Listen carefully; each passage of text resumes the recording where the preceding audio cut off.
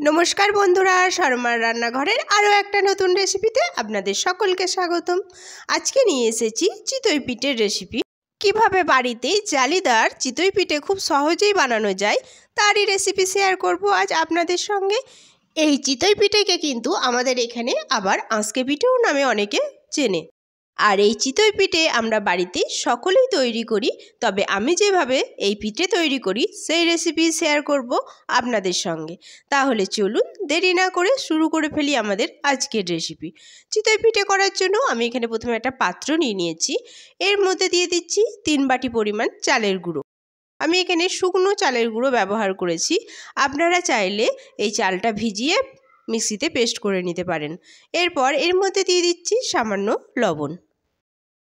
লবণ দেওয়া হয়ে গেছে। এবার আমি এর মধ্যে দিয়ে দিচ্ছি 2 বাটি গরম জল। উষ্ণ গরম জল আমি এখানে ব্যবহার করেছি। সেই জল আমি প্রথমে 2 বাটি দিচ্ছি। প্রথমে অল্প অল্প দিয়ে মাখবো, দিয়ে একটা বাটার তৈরি করব। দেখুন 2 বাটি জল দেওয়া হয়ে গেছে। এবার এটা আমি একটু শুকনো শুকনো করে ভালো করে মেখে নিচ্ছি। হাতে করেই এটা আমি মেখে নিচ্ছি। দেখুন এইভাবে শুকনো শুকনো করে মাখছি। এখানে অনেকটাই শুকনো রয়েছে, তাই এতে আরও কিছুটা আমি জল দিয়ে দিচ্ছি। এই শীতের সন্ধেবেলায় আর গরম গরম চিতই পিঠের সঙ্গে খেজুর গুড় খেতে কিন্তু লাগে অসাধারণ। দেখুন একটু শক্ত শক্ত করে আমি প্রথমে এটা মেখে ভালো করে চটকে নিচ্ছি। তাহলে কিন্তু চালের যে দলা পেকে যায় সেটা কিন্তু পাকবে না, আর বাটারটা কিন্তু খুব ফাইন হবে। দেখুন এখানে আমি ভালো করে শক্ত শক্ত করে মেখে নিয়েছি, কোনো দলা নেই। এরপর এতে আমি আরও কিছুটা উষ্ণ গরম জল অ্যাড করছি। জল দিয়ে আমি ভালো করে একটা সুন্দর পেস্ট করে নিয়েছি। দেখুন একটু মোটা করেই করেছি। এবার এটা আমি রেস্টে রেখে দিচ্ছি ঢেকে 15 থেকে 20 মিনিটের জন্য। ফিরে আসছি 20 মিনিট পর। দেখুন আমাদের বাটারটা সেট হয়ে গেছে। এবার যতটা আমি রেখেছিলাম তার থেকে এটা আরও পুরু হয়ে গেছে। এটা আমি আরও কিছুটা গরম জল অ্যাড করব। তার আগে এর মধ্যে আমি দিয়ে দিচ্ছি সামান্য বেকিং সোডা।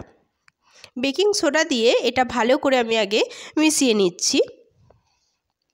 মেশানো হয়ে গেছে। এবার এর মধ্যে আরও সামান্য একটু গরম জল, উষ্ণ গরম জল অ্যাড করে দিলাম। জল দিয়ে আমি এবার খুব ভালো করে মিশিয়ে নিচ্ছি বাটারের সঙ্গে, দিয়ে একটা পাতলা বাটার তৈরি করে নিচ্ছি। আমি দেখিয়ে দিচ্ছি এর ঘনত্বটা কেমন হবে।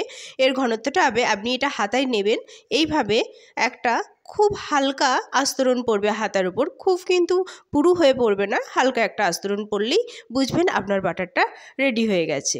আমার বাটার রেডি। এবার এটা আমি সাইডে রেখে দিচ্ছি। তারপরে পিঠে করার জন্য আমি একটা কড়াই বসিয়ে দিয়েছি ওভেনে।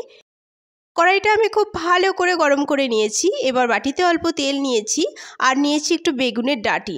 আমার কাছে ব্রাশ করার জন্য অয়েল ব্রাশ নেই, তাই আমি বেগুনের ডাঁটি দিয়ে এটা অয়েল ব্রাশ করে নিলাম কড়াইয়ে। 1 হাতা বাটার দিয়ে দিচ্ছি, দিয়ে এটা আমি ঢেকে রাখছি 2.5 মিনিটের জন্য। ঢাকনটা কিন্তু ভালো করে দিতে হবে, কোনোভাবে যেন বায়ু না বেরিয়ে যায়। ফিরে আসছি 2.5 মিনিট পর। তো এখানে খেয়াল রাখতে হবে যেন কড়াইটা খুব গরম তাতানো হয়, তারপরে বাটারটা দেওয়া হয়। দেখুন আমাদের এখানে পিঠেটা কত সুন্দর হয়েছে, কত জালিদারও হয়েছে। দেখুন কত ফোর হয়েছে পিঠের মধ্যে। এরপর আলতোভাবে আমি এটা তুলে অন্য একটা পাত্রে রেখে দিচ্ছি। তারপরে আবারও সেম প্রসেসে আরও একটা পিঠে গড়ে নিচ্ছি আমি।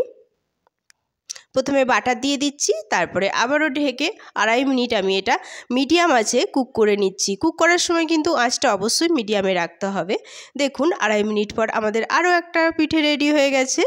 এইভাবে আমি সব পিঠেগুলোই একটা একটা করে সুন্দরভাবে করে নিয়েছি। এই পিঠে করার সময় কিন্তু দুটো জিনিস অবশ্যই খেয়াল রাখতে হবে।